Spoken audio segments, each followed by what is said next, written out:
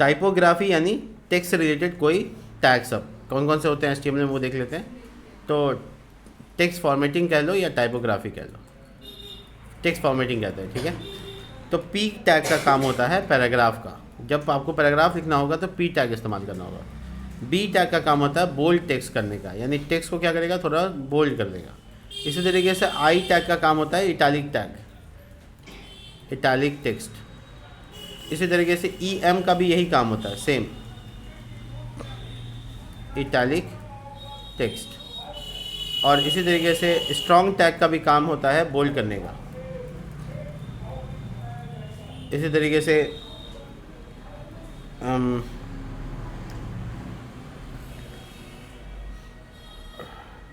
DEL tag का काम होता है टेक्स्ट को स्ट्राइक थ्रो करने का, स्ट्रिच थ्रो या स्ट्राइक थ्रो।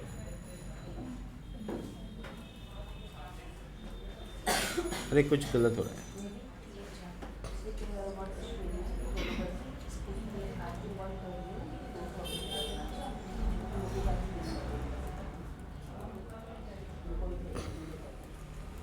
स्मॉल टैग होता है, उसका काम होता है स्मॉल टेक्स्ट लिखने का।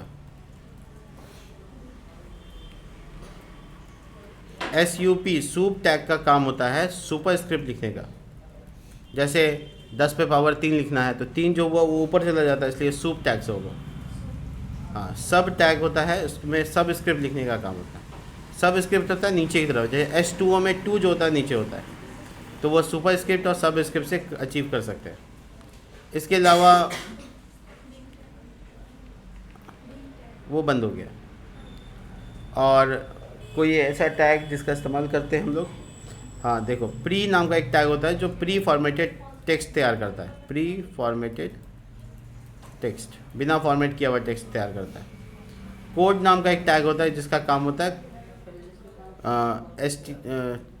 कोड टेक्स्ट तैयार करता है।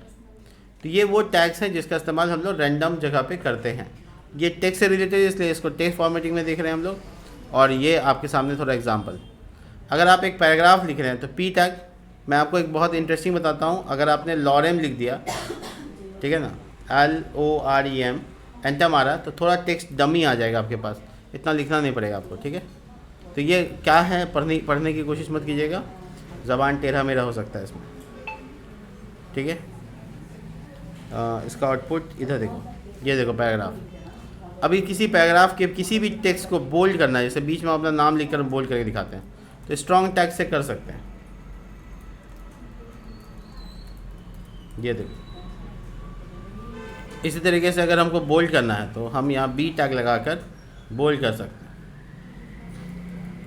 हैं। दिस इज़ बोल्ड, ये देखो कहाँ दिख रहा है, ये देखो, दोनों एक ही चीज़ है। स्ट्रॉन्ग और बी बोल्ड टैग एक ही जैसा काम करता है।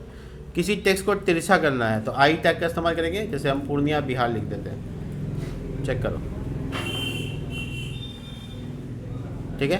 और यही काम EM टैग से भी होता है जो मैंने आपको बताया। ये देखो, पटना बिहार। इसी तरीके से अगर आपको H1 में यहाँ पे लिखने का नौबत आ जाए H2O, तो आप देखिए H2O तो लिखा है लेकिन वैसा नहीं लिखा है जैसे होना चाहिए। 2 को कहाँ होना चाहिए, नीचे। तो आप ये जो 2 टैग है इसको सूप टैग में डाल सकते हैं, ऐसे, और सॉरी सब ऊपर चला गया।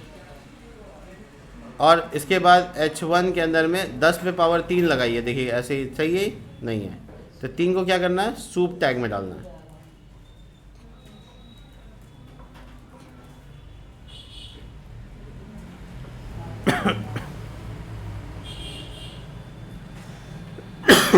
बहुत ही आसान है, ठीक है। इसी तरीके से अगर आपको कोई टेक्स्ट लिखना है जिसमें आप प्राइस बता रहे हैं $400 का कोई सामान है, लेकिन वो पहले जो दाम इसका था वो था $800, तो वो आप उसको काटना चाहते हैं ऐसे, तो आप ऐसा कर सकते हैं। $400 अवेलेबल है और $800, ठीक है। तो इस तरीके से काम हो सकता है, ये भी पॉसिबल है।